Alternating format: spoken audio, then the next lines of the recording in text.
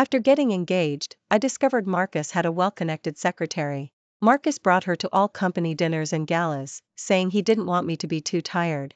At the gala, everyone praised them, calling them a perfect match, truly made for each other. Marcus merely smiled without a word. I stood disheveled in the corner, clutching my thermos, feeling completely out of place. It wasn't until Alex's voice rang out behind me, a hint of recklessness in his casual tone. If a man isn't well behaved, you should replace him. How about you consider me? Before we continue, please subscribe to this channel and tell us in the comments where you're listening from. Only when I stepped into the lobby did I realize it. Marcus's company was holding a gala today. To celebrate the successful launch of a new product, many industry power players were invited. Chloe, in a shimmering couture gown, confidently linked arms with Marcus. Together, they exuded an indescribable harmony, and Victoria. Compliments from onlookers were endless. Mr. Taylor is mature and steady, and his fiancé is gentle and lovely. They truly are a match made in heaven. As they spoke, Chloe gently took Marcus's hand, which held a wine glass. Her voice was so gentle it was intoxicating. Mark, your stomach isn't good, you should drink less. Mr. Taylor is truly blessed to have such a supportive partner. When you two get married, you must invite us. Marcus always just smiled without a word. As if he completely forgot that 2 months ago, the one who walked hand in hand with him to our engagement party was me. The grand ballroom was a bustling scene of elegant clothes, gleaming jewelry, and clinking glasses. Compared to the glamorous people inside. Outside the door, I was in a simple dress, my hair tied back with a silk ribbon. Because I rushed here, I didn't even have time to draw my eyebrows or put on lipstick. I looked completely disheveled, like a beggar who had stumbled into a palace. The only valuable thing on me was the engagement ring on my finger. Coincidentally, Chloe, the Mrs. Taylor being praised at the gala, had a diamond ring on her finger exactly like mine. During a brief break, 2 ladies came out to use the restroom and passed by me. Mr. Taylor is mature and steady, and seems a bit aloof. He definitely looks like someone who would be good to his wife. I heard his fiancée's gown today was personally chosen by Mr. Taylor. Ah, I'm so envious. I involuntarily looked down at my phone. It turned out that Marcus's working overtime in his text message meant accompanying Chloe to pick out a gown. That's why he didn't have time to take wedding photos with me. I sat alone in the bridal boutique, looking out the window again and again. And I was disappointed again and again. Unable to reach Marcus, and with the bridal consultant's unspoken urging, I had to awkwardly leave. When I arrived home, I received Marcus's working overtime text message. I clutched the thermos tight. The coldness of its exterior seeped through my clothes and into my skin. I returned home alone, only to be met by Mrs. Miller's harsh scolding. Victoria, you're such a blockhead, what a waste of that face, men need to be coaxed. Do you know how much effort we put into getting you to marry into the Taylor family? I pressed my lips together and looked down at my toes. Actually, Mrs. Miller was right. Many of the blind date candidates came from wealthy families and were as beautiful as goddesses. But Marcus specifically chose me. When the atmosphere was harmonious, I once proactively asked Marcus why he chose me. He took a sip of red wine and smiled faintly. The first time I saw you, you pricked your hand with an embroidery needle. The way you bent your head to suck the blood, my heart ached. In the romantic French restaurant, the lighting was soft and intimate. My face was redder than the red wine in my glass. My personality was indeed subdued. I didn't try to charm men. But if it was for Marcus, I was willing to try to be more proactive. Ever since I met Marcus, he had always cared for and looked after me. I was always feeling cold, my hands and feet were often icy. Marcus would instruct his driver to keep a hand warmer in the car for me. I loved embroidery, but my family disliked it. He gave me a Riverbend estate, filled with my favorite embroidered pieces. When I returned to the Miller family, I always felt out of place. Their expectations and affections for me were only superficial. Since I started dating Marcus, he would accompany me home every month. Even urgent meetings would be postponed. At dinner, he would serve me my favorite vegetarian stir-fry. Every time Mrs. Miller tried to please him, she would say, "Gracie has caused you trouble." Marcus would tightly grasp my icy cold hand and place it conspicuously on the table. Countless sweet feelings bubbled up from my heart. I would also secretly squeeze his hand back, silently telling him that I loved him. Dinner at home used to be long, the dishes would get cold, but my heart was warm. Unlike now. The soup was piping hot, but my heart was steadily growing colder. When I heard Marcus was working overtime, I rushed to make and deliver soup, fearing he'd have a stomach ache. Now I knew it was all unnecessary. The blisters from making soup pulsed with unbearable pain. I tilted my head slightly and blinked, holding back the sting in my eyes. The messenger came out from the gala hall. Her gaze at me was full of disdain. Ms. Davis said this isn't the appropriate occasion for you to enter. Marcus's company colleagues and friends didn't know me. Even on our engagement day, it was just our two families sitting down for a simple meal. Marcus's reason was, he didn't want personal matters to be public. Mrs. Miller's unspoken dissatisfaction was immediately silenced by the jaw-dropping engagement gift Marcus offered. But everyone knew Chloe, Marcus's childhood sweetheart and personal secretary. Her importance to Marcus was extraordinary. Before, when someone at dinner spoke disrespectfully to Chloe, Marcus, in a fit of anger, directly smashed a wine bottle over their head. Many people assumed Chloe was the engaged person when they received news of Marcus's engagement. My fiancé having a deeply connected secretary felt like a slender nail piercing my heart. The pain was endless. I subtly brought it up to Marcus several times. Did he need me to accompany him to galas? Marcus would wrap his arm around my shoulder, and his cool, thin lips would leave a lingering kiss on my earlobe. Let Chloe handle these things, I don't want you to be too tired. Only now did I understand. It wasn't Marcus caring for or understanding me. It was that I was not presentable, not suitable to appear. I lowered my head and tugged slightly at the corners of my lips, giving a self-deprecating smile. The people nearby, seeing my cheap attire and my silence, grew even more disdainful. No unauthorized entry here. If you don't leave, I'll call security. I looked up at the person in front of me, my tone flat. That Chanel on your ear is so fake it's an eyesore. I threw the thermos into a trash can around the corner. Along with it, I discarded this year-long relationship. In a secluded corner, far from the crowd, I leaned against the cold tiled wall. The emotions I had suppressed for so long finally burst forth. Sobbing silently, tears fell like splashes, dropping onto the ground. The nail that had been embedded in my heart for so long was abruptly pulled out. Besides the gushing blood, there was a bone-deep pain brought by the rust. But that was still better than letting it rot. After venting, my emotions gradually calmed down. Suddenly, a voice sounded behind me. A casual tone, with a hint of recklessness, and a touch of teasing. Aunt Victoria, if a man isn't well behaved, you should replace him, so, what do you think of me? I looked around, there was no one else. He was talking to me. I turned around, my eyes red and swollen, in confusion. It was Alex. He leaned against the wall, arms crossed. The bright lights outlined his sharp features and high-nose bridge. His lips curled into a smile, and his alluring eyes looked at me with a half-smile. Tisk, you've cried so much you look like a sad frog, really unattractive. In a daze, Alex and I got into the car. I never expected to meet him again, let alone that he would be Marcus's nephew. Alex rested one hand on the steering wheel, and during a red light, a cigarette hung from his mouth. He glanced at me, then put it back where it was. Well, Victoria, haven't seen you in a few years, and you've gone from my sidekick to my aunt. Alex's teasing voice echoed in the car. His eyes were bottomless black, occasionally casting glances at me that held faint emotions. When I turned to look, he resumed his playful demeanor. What? Did seeing me render you speechless? I sat in the passenger seat, unsure where to begin. When I was in junior high, there were always a few hoodlums on motorcycles who would hang around the school gate, robbing students. Come on, little girl, hand over your money, and there won't be any trouble. The money was in my palm, my knuckles white from clenching it. I glanced at the club close by. I gritted my teeth, closed my eyes, wishing the money in my palm would melt into my flesh and blood. The expected pain didn't come. Instead, I heard the club make a crack sound. It was the sound of it breaking. I opened my eyes, huddled in the corner. Alex stood in front of me, full of ferocity. The hoodlums scattered, keeping their distance. He dragged me up like a chick, his usually casual tone filled with ruthlessness. Anyone who's tired of living, try touching her again. Those hoodlums were afraid of Alex. I was afraid they would retaliate against me. From then on, after school, I would always unintentionally follow behind Alex. Not too far, not too close. Over time, it became a habit, I became his sidekick. But youth passed too quickly, and partings came too easily. As college entrance exams approached, Alex left in a hurry. The sadness hadn't even had time to fully spread. I was also recognized by the Miller family and left the Willow Creek where I had lived for over a decade.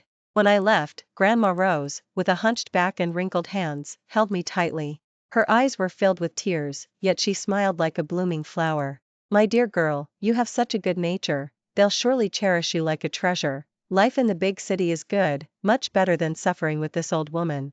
Outside the car window, it was bustling, with neon lights flashing.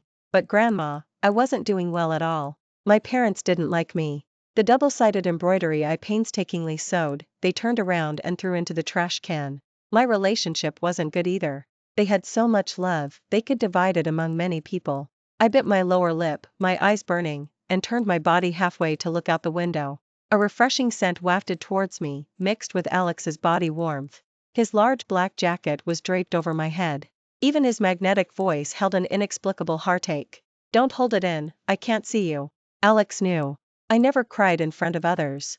He created a small, warm, dark space for me. My tears, as if unable to be held back, streamed from my eyes. When I got out of the car, my eyes were even more swollen and red. Alex didn't joke about me looking unattractive anymore. "Thank you today." My throat felt like it was full of sand, my voice raspy and hoarse.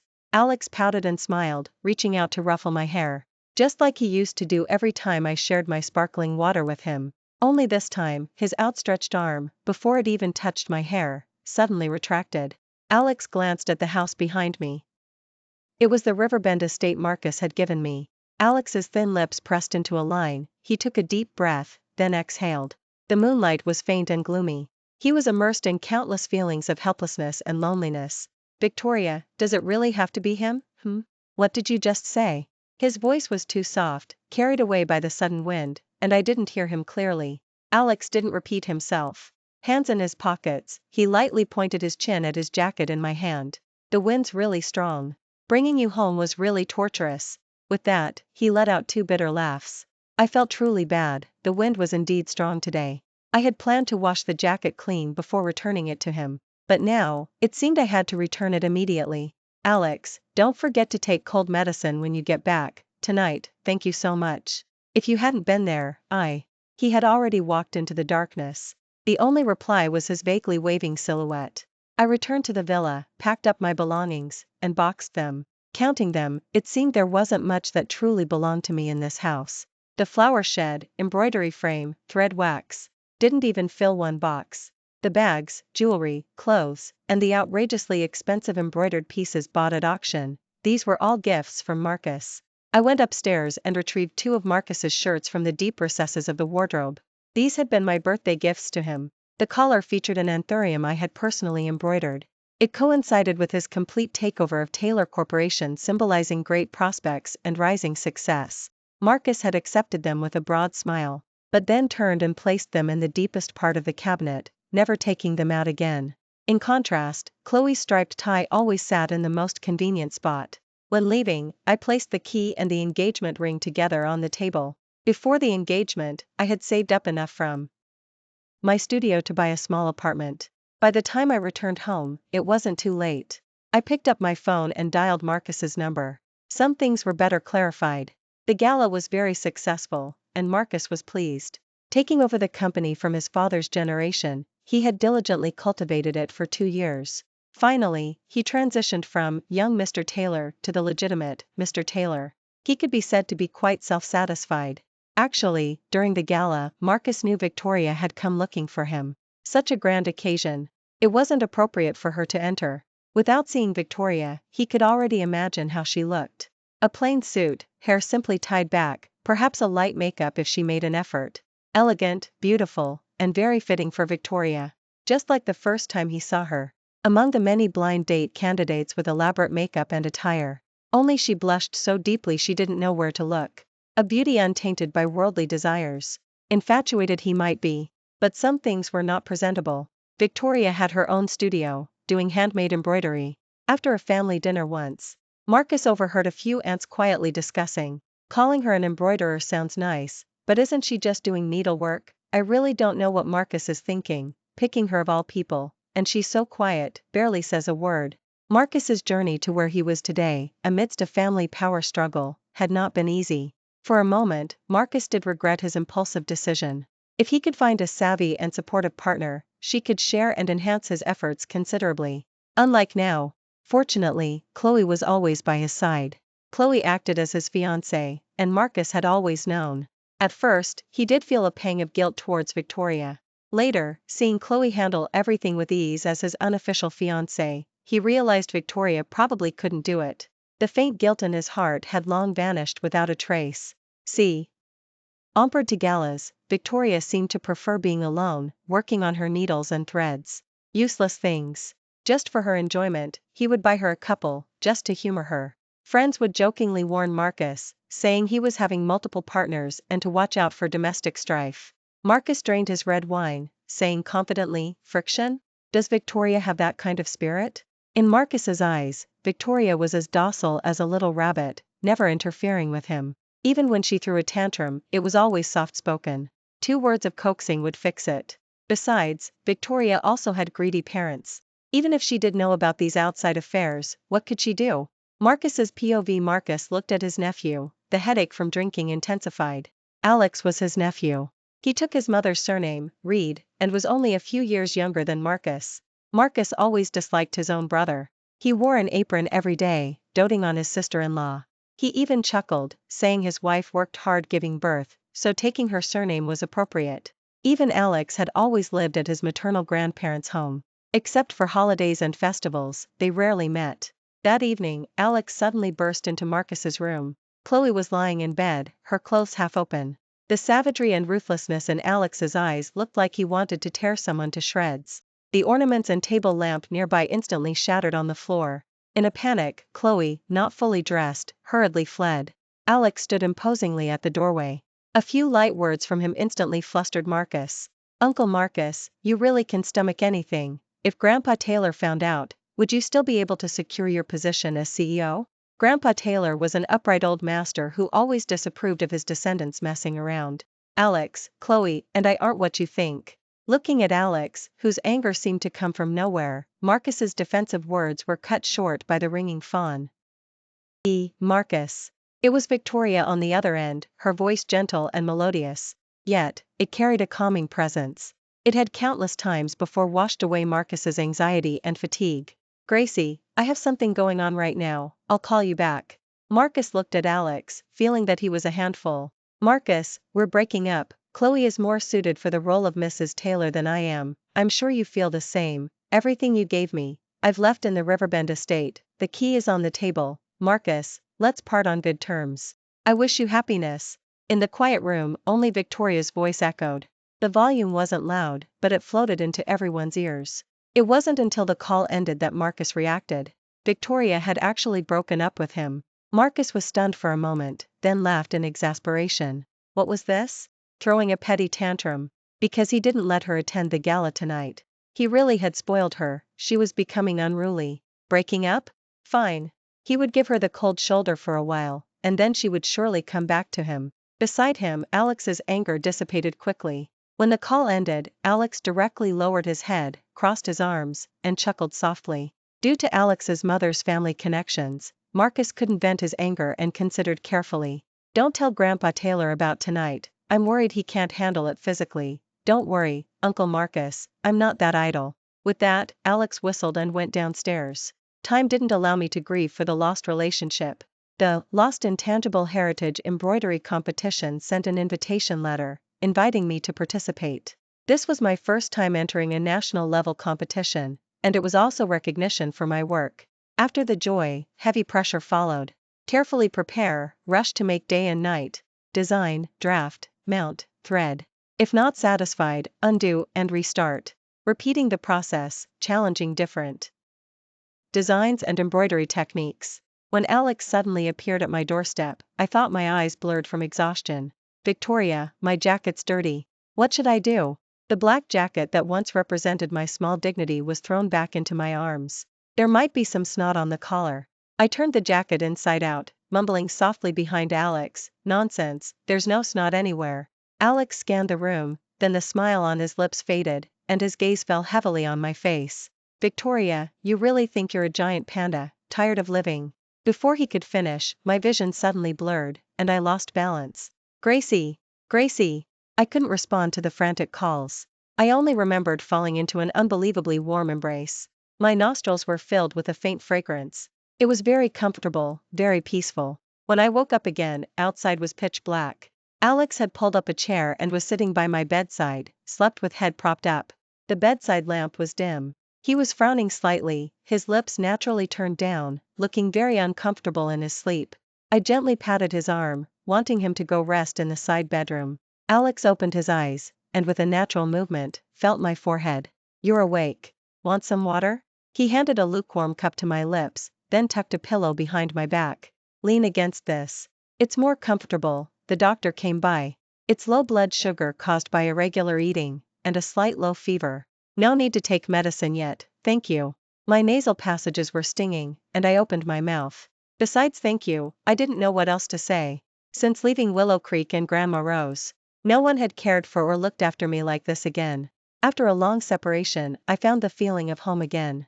After that night, Alex directly moved into my home. He said he wanted to supervise me, to eat properly and sleep well. Today he brought a few cloves, tomorrow he brought his computer.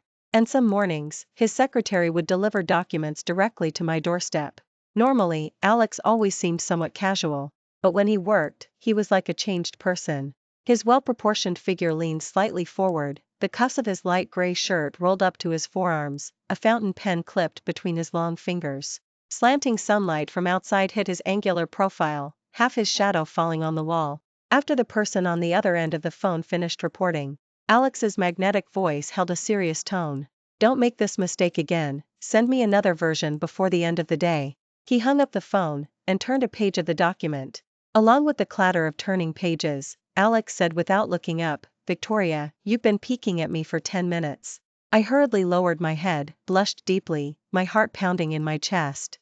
I just wanted to put down my embroidery needle and rest my eyes. How did I get so distracted? You don't need to blame yourself. I'm quite happy I could seduce you." When he finished speaking, my heart skipped a beat. You're busy. I'll go rest in the bedroom for a bit." Alex watched the person flee in a panic, and a smile reached his eyes. When a knock on the door sounded, I stuffed my things into the wardrobe. Alex walked in with a stern face, directly opened the wardrobe door, and pulled out the half-finished landscape embroidery. I lowered my head, feeling ashamed. Alex was living in the house, urging me to sleep on time. I always felt like there wasn't enough time. This competition opportunity was too rare to miss. I could only secretly work overtime after Alex fell asleep. I had also subtly mentioned at dinner that my illness was almost cured, and he could leave. Alex put on a stubborn act, completely pretending not to hear me, and casually added half a bowl of soup to my plate. I looked down at my toes, my voice quiet. "I'm afraid time will run out. Alex held the embroidered piece in his hand, gasping for air in exasperation. Finally, he was helpless and resigned. "You really are a stubborn ox." Alex had said that before. That time, he appeared out of nowhere and helped me chase away the hoodlums. Seeing the $10 in my palm that I was willing to risk my life to protect, he laughed in exasperation. "Is that it? Victoria, is it worth it?" Alex was a noble young master from the big city. He didn't understand. That money was what Grandma Rose had embroidered stitch by stitch under the dim table lamp after I fell asleep. When I left in the morning, I couldn't refuse. Grandma Rose insisted I take it to buy milk tea. What other little girl has, my dear girl must also have. The money in my palm was sticky with sweat. My voice was exceptionally firm. "It's worth it." Alex was speechless, waved his hand dismissively, and didn't bother to say more to me. All right, stubborn ox, where's your home? I'll take you back." I ended up spending half of those $10 on 2 bottles of sparkling water. Alex and I each had one. Under Alex's resigned gaze, I said softly, "You've always said I was stubborn." Alex's tone suddenly shifted. "Oh? You still remember after all this time? Then do you remember what I said this morning?" Alex set the embroidery aside and approached me step by step. The bed was behind me. I had no way to retreat. Alex's burning gaze remained fixed on me. "Victoria, are you willing to be seduced by me? Or rather, are you willing to let me be your boyfriend?" The air began to thin and grow hot. I couldn't breathe. How could I not have feelings? He was clearly a young Mr. Reed who was hand-fed and waited on, yet he chose to live in this small apartment. He supervised me eating, urged me to sleep, and took care of my daily needs. His words might be harsh, but he was always considerate of my sensitive and fragile thoughts. Moreover, in youth, under the setting sun as we walked home together, I had once traced his silhouette with my eyes. It was just that our parting came too quickly, and those unspoken feelings all faded with youth. Alex's dark pupils were filled with only me. My heart rate accelerated to its limit, then calmed down again. I heard my own voice. It sounded far away, yet so clear. Alex, you're really handsome. Alex's beautiful alluring eyes curved into a crescent moon. A kiss came overwhelmingly. Victoria. Alex's low, hoarse tone, mixed with hot breath, brushed my earlobe. Can't feed too much at once. If it's too easy to get, you won't cherish it. After several attempts, I still decided to use the double-sided embroidery technique, a Suzhou embroidery specialty. On one base fabric, a single needle simultaneously creates identical patterns and colors on both sides. Compared to single-sided embroidery, double-sided embroidery requires both front and back to be neat and even. It was a difficulty, but also a highlight. When I received Mrs. Miller's call, I was still working overtime at the studio. Victoria, what kind of tantrum are you throwing? Come back quickly, Marcus is already waiting for you at home. What was meant to come, I couldn't escape. After hanging up, I first sent Alex a message. I'm working overtime tonight, won't eat together. Alex replied instantly. An emoji of an angry dog. Immediately followed by, had enough fun last night? You won't cherish it if it's too easy to get, huh? Victoria, can you even count how many times you've stood me up? Looking at the messages, I blushed even deeper. Alex had returned last night from a business trip for a week. It was our first time apart for so long after falling in love. I turned off my phone, and the blush on my face gradually faded. Marcus initially didn't take it seriously. He just assumed Victoria was throwing a petty tantrum and would be fine after a few days of being ignored. A week, 2 weeks, a month passé. Victoria didn't contact him at all. The project deadline was tight, and Marcus worked overtime for several consecutive days. Chloe personally brought him a bowl of light soup.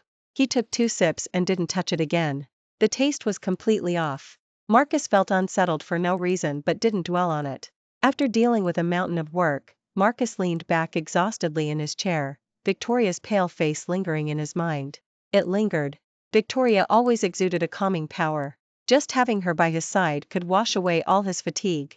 Marcus pinched his brows, having to admit he really missed Victoria. He missed the warm, soothing soup she made. He missed her gentle reminder to take care of himself. He missed her simply being quietly by his side, even if she did nothing else. Women, after all, needed to be coaxed. Since Victoria wouldn't come to him, he would go to her. Marcus rushed to the Riverbend estate, looking at the clean and empty room. His heart skipped a beat. Victoria really seemed to have left. In the spacious living room, he couldn't find any trace of her. Marcus suppressed the panic in his heart and dialed Victoria's number. Couldn't get through. WeChat messages couldn't be sent. Marcus looked at the bright and clean living room, a small key sitting on the table. With a clatter, the key flew out of Marcus's hand, and the crystal chandelier overhead shattered onto the floor. Victoria's mother's call came in at that moment. Marcus, you and Gracie haven't been back for dinner in a long time, are you free tomorrow night? Mrs. Miller never called him casually. It must be that the company was facing a funding shortage again, or she had her eyes on another piece of land. Mom, I'm free tomorrow night, but Gracie seems to be angry with me. Driving back to the Miller family home, Marcus was still thinking. He had indeed made some mistakes regarding Chloe's matter. Anyway, he had now secured his position as CEO. Chloe no longer held any utility value for him. As long as Victoria would back down a little, taking a step back for her wasn't out of the question. He would give Chloe some money and send her away. When Victoria returned to the Miller family home, Marcus was already sitting on the sofa, and Mrs. Miller awkwardly forced a smile. Perhaps it was because they hadn't seen each other for too long. When she looked up, Marcus felt Victoria had changed person. Her usual elegance now had an added brightness. Every gesture was especially captivating. Mrs. Miller's sharp tone was full of reproach. An engaged person shouldn't just run away from home at the drop of a hat. Marcus was so worried when he couldn't find you. Marcus sat relaxed on the sofa, leisurely drinking tea. I smiled faintly and looked at Mrs. Miller. Everything Marcus gave me, I returned to him untouched. Since returning to the Miller family, all my living expenses, school fees, and everything else have been transferred to your card. I don't owe the Miller family, and I don't owe Marcus. My gaze passed Mrs. Miller and fell on Marcus. He was no longer relaxed, his face turned pale. So, I won't marry Marcus. No, I don't agree. Marcus clenched his fists, started up from the sofa, and rushed to my front in a few steps, speaking frantically. Gracie, I'm taking that as angry words. Chloe has left, And I've already told the family we're preparing for our wedding. Come back with me, and I'll introduce you to everyone right away. Everyone's disregard, Chloe's provocation, all the grievances. It turned out Marcus knew everything. He just chose to ignore and didn't care. All that was in the past now. When I felt out of place in a strange city and was excluded by family, Marcus had also warmed me. My gratitude was real, my love was real, my sadness and wronged feelings were real. And now, my letting go was also real. Marcus, let's part on good terms. As I turned to leave, Marcus grabbed my wrist. I struggled to break free, his grip was terrifyingly strong. Uncle Marcus, you'll scare my girlfriend like that. Alex pulled me into his arms. His tone was still casual, but his eyes held a chilling coldness. Marcus looked at Alex, then at me. In his bloodshot eyes, a sinister smile spread. Victoria, I wondered why you weren't getting married, turns out you found another rich man. I hadn't even reacted when Alex's fist flew out. Marcus fell onto the sofa, blood staining the corner of his mouth. Watch your mouth, I've wanted to punch you for a long time. Mrs. Miller, hiding in the corner, dared not speak. What I owed her and the Miller family, I had paid off. Our shallow mother-daughter bond was finally broken. As Alex led me out, Marcus spoke unwillingly from behind. Victoria, do you really think Alex is a good person? He killed a girl in middle school. If you don't believe it, you can ask him. Alex was like a lion whose tail was stepped on. He lunged at Marcus, full of ferocity. I couldn't stop him. By the time the ambulance arrived, Marcus had already fell in a pool of blood. Before I was taken back by the Miller family, Grandma Rose and I lived in Willow Creek. Blue bricks and gray tiles, nestled by mountains and water. Every day, I went to school carrying Grandma Rose's embroidery school bag. After school, I would go with my playmates to wade in the creek and catch crabs. Alex transferred to our school in junior high. A kid from the big city, a noble young master. He felt out of place in our Willow Creek. Perhaps he couldn't adapt. Every day, Alex would either slept with head propped up on his desk or stare motionless out the window. He seemed gloomy all the time. I was the class study monitor. Alex always procrastinated on his homework, sometimes not doing it at all. Out of helplessness, I gathered courage to wake him up.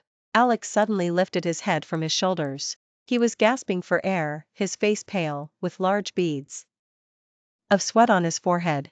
He looked confused and terrified. Never having seen such a situation, I quickly stepped back 2 paces.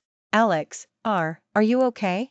He ignored me, gave me a cold glance, and leaned back on the desk. But, your homework isn't handed in yet. My voice was so soft only I could hear it. There was no response for a long time. When it was almost class time, I returned to my seat. I took out my long-cherished candy and placed it next to Alex's desk, also leaving a handkerchief for him to wipe sweat. I heard neighboring aunties say that people with low blood sugar sometimes act like that. Later, after being recognized by the Miller family, I often woke up from nightmares. Only then did I realize that it wasn't low blood sugar. It was having nightmares. Only someone very sad would often have nightmares. Perhaps giving him the candy and handkerchief had an effect. Alex's attitude improved towards me. When I asked for homework again, he managed a few strokes, allowing me to hand it in on time. Later, rumors spread among classmates that Alex had killed someone at his previous school. It was because he couldn't stay there anymore that he transferred to our school. Rumors grew more and more outrageous. When classmates passed by him, they would whisper and look back a few times. When I found Alex, he was standing by the rooftop railing. The wind was strong, and he was like a fragile butterfly, a light touch, and he would fall down. I called out, Alex. The wind filled his mouth, and he turned around to look at me. Do you want me to bring you food? Later, the 2 of us became familiar. He asked me, why did I go to the rooftop to look for him that day? I said, my homeroom teacher asked me to take good care of the new student. You heard those things others said. Aren't you afraid of me? Not afraid, I believe you. Rumors are always outrageous. Some even said that Alex had 8 people. My firm belief in Alex came somewhat unexplained. Perhaps it was because, though he looked fierce-looking, he never doesn't bully the weak. Or perhaps it was that when he accidentally bumped into someone, he would lower his head and say, I'm sorry. Or maybe it was that he would always quietly empty the trash can. The most direct reason should be, my intuition told me. Such a handsome face. Wouldn't do bad things. Alex's injuries weren't severe, the doctor simply treated the wounds. In the hospital corridor, he was tugging at my sleeve. His once sparkling eyes looked somewhat lost. Gracie, don't you have anything to ask me? I nodded. Are you hungry? Alex chuckled, then buried his head on my shoulder. Like a docile big dog. I felt a cool dampness on my neck. He was crying. Gracie, I'm hungry. Okay, let's go home to eat. It was an old, somewhat cliché story. A boy rejected a girl's confession. The girl turned and jumped from a sixth-floor window. The vibrant girl instantly became a corpse lying in the center of a pool of blood. Spreading faster than the smell of blood were razor-sharp rumors. No one cared about the truth of why she jumped. The girl suffered from severe depression due to her original family. The girl had written countless times in her diary, "The dead will no longer suffer. Yes, pain is only left for the living." Alex, a middle schooler in his teens, facing slander that disregarded facts from his classmates, he once fought back fiercely. He tried to state the facts and reason with them. The girl's pale face, stained with blood, appeared countless times in his dreams. He had merely said with a smile a perfectly normal sentence. "Sorry, classmate, I'm not interested in you." Day and night, overwhelming condemnation came his way.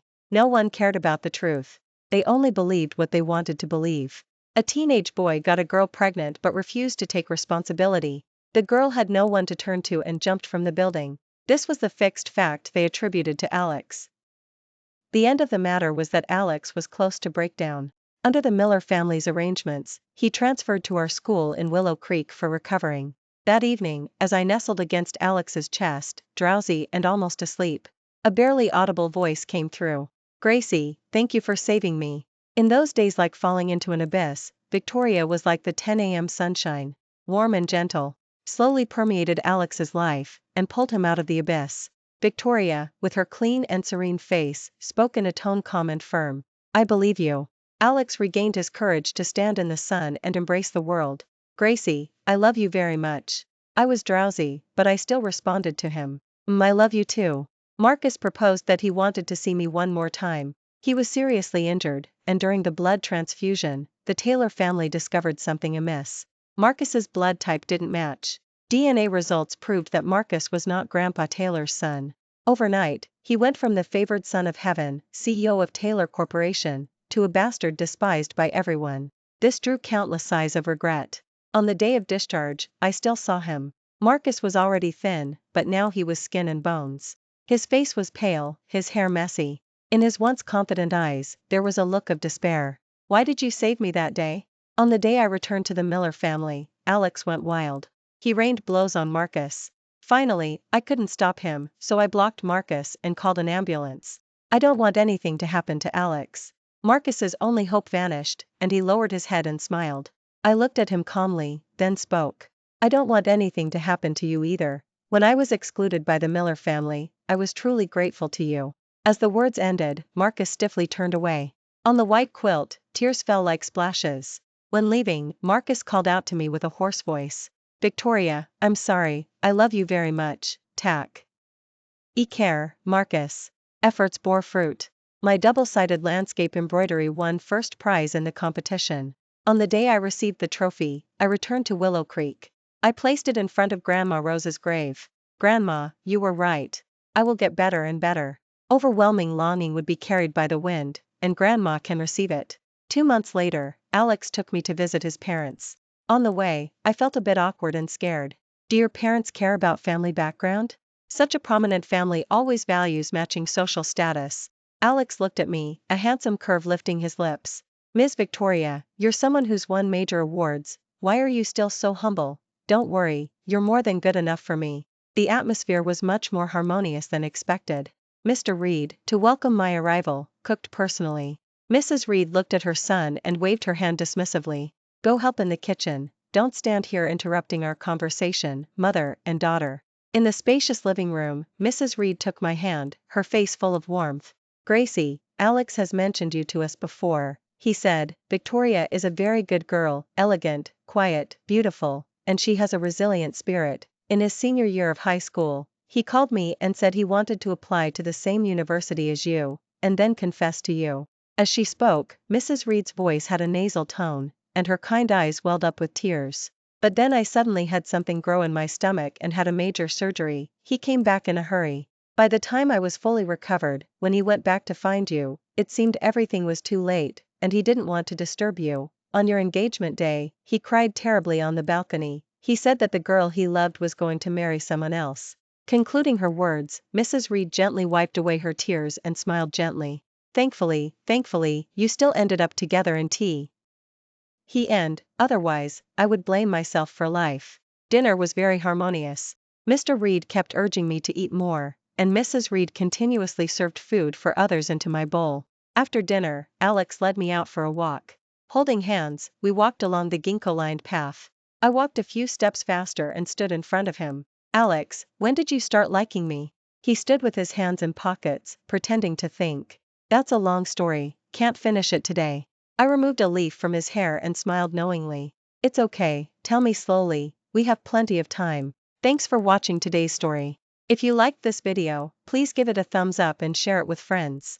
We look forward to hearing your thoughts in the comments section. Feel free to share your views, and don't forget to subscribe to our channel for more exciting stories. See you next time.